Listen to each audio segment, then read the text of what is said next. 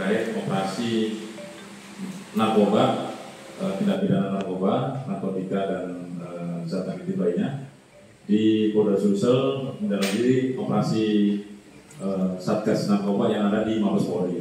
Nah, oleh karena itu siang hari ini kita akan menyampaikan hasil upaya kita dalam pemberantasan narkoba dalam beberapa waktu kami ambil di 2 bulan, mulai bulan September sampai Oktober. Karena kami lihat di bulan September juga barang buktinya juga cukup banyak. Terakhir yang sangat mencengang atau memprihatinkan di Kota Palopo ini, terakhir kami amankan 3 pelajar umur 17, 13 di daerah Mengkajang, sehingga kami anggap Palopo ini darurat narkoba. Oleh karena itu, dengan upaya kami dari jajaran Satuan Narkoba, kami telah serius dan berupaya keras untuk menangkap para pelakunya.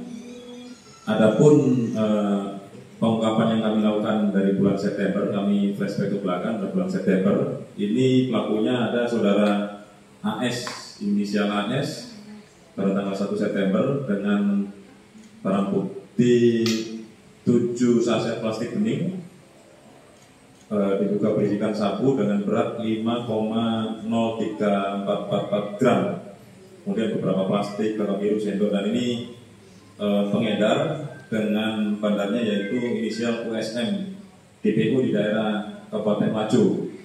Sehingga pelakunya kami jerat pasal 114 ayat 1 subsidiar pasal 112, ulangi 114 ayat 2 subsidiar pasal 112 ayat 2 Undang-Undang 35 tahun 2009. Sama halnya dengan yang kedua, pada tanggal 7 Oktober, ini yang secara kuantitas besar, TKP ulangi 8 September dengan jumlah yang cukup besar, ada 2 saset ukuran besar 34,202 gram, kemudian 11 saset kecil ukuran 2,9193 gram yang dimiliki oleh pelaku inisial BP TKP Jalan Sungai Preman 2, Wara Utara. Nah, ini bandarnya inisial DV alias TPS yang sudah ditetapkan DPO oleh Polres Palopo. Dengan berikut barang bukti lainnya, ini pasal yang kami terapkan sama. Yang terakhir nanti secara teknis bisa disampaikan oleh Pak KPU kami, Pak Kasat, bagian Rakyat Sekolah. Nah, ini yang terakhir anak-anak umur 17, inisial AG, terus inisial AB umur 13 tahun, inisial JS umur 13 tahun, ini kelas 1 SMA, kelas 1 SMP 6 Palopo, kemudian kelas 1 SMP 3 Palopo. Ini TKP Jalan Pajalesan, Kelurahan Mengkajang. Ini modusnya pelakunya nempel, jadi ditempel, barang buktinya kemudian diambil sama si pelaku ini dan diisi lagi kembali dengan bubuk penyedap, gitu ya. Roiko dan bubuk penyedap roiko dan kotoran kambing yang ada niat untuk dijual kembali oleh si pelaku, sehingga kami terapkan pasal 112 ayat 1 131 ini bagi masyarakat yang mengetahui agar melaporkan. Kemudian pasal 1 ayat 7 Undang-Undang nomor 11 tahun 2012 tentang Undang-Undang Peradilan Anak yang mengatur tentang diversi, sehingga kami lakukan upaya diversi dengan melibatkan pihak Bapas, pihak sekolah, pemerintah setempat dan para wali dengan beberapa komitmen bahwa orang tuanya meminta para telapor untuk dikembalikan dan mereka membina. Kemudian para pihak sekolah menerima terlapor untuk menjalankan sekolah dan akan dilakukan pembinaan. Kemudian Bapas melakukan pengawasan dibantu oleh pihak sekolah dan para pihak setuju untuk dikembalikan kepada orang tua. Jadi ini proses terakhir kami yang sangat memprihatinkan di Kota Palopo ini sampai ke anak-anak. Tapi alhamdulillah sudah berhasil kami diversi, sehingga upaya rilis ini untuk bisa menyampaikan kepada publik bahwa kita Palopo ini darurat narkoba, sehingga kami butuh peran dari seluruh orang tua, sekolah, kemudian dari masyarakat, warga agar aware atau sadar akan bahaya narkoba, dan apabila ada hal-hal yang mencurigakan seperti modus-modus ini tempel, segera melaporkan di hotline kami di 0812 2002. Jadi kami harapkan nantinya dengan upaya pemberantasan narkoba yang inline, maksudnya yang diinstruksikan langsung dari pusat, bisa membawa dampak yang luas terhadap perubahan di Kota Palopo, yakni kita bisa mengarah ke zero tolerance for narkoba. Demikian yang bisa kami sampaikan. Terima kasih.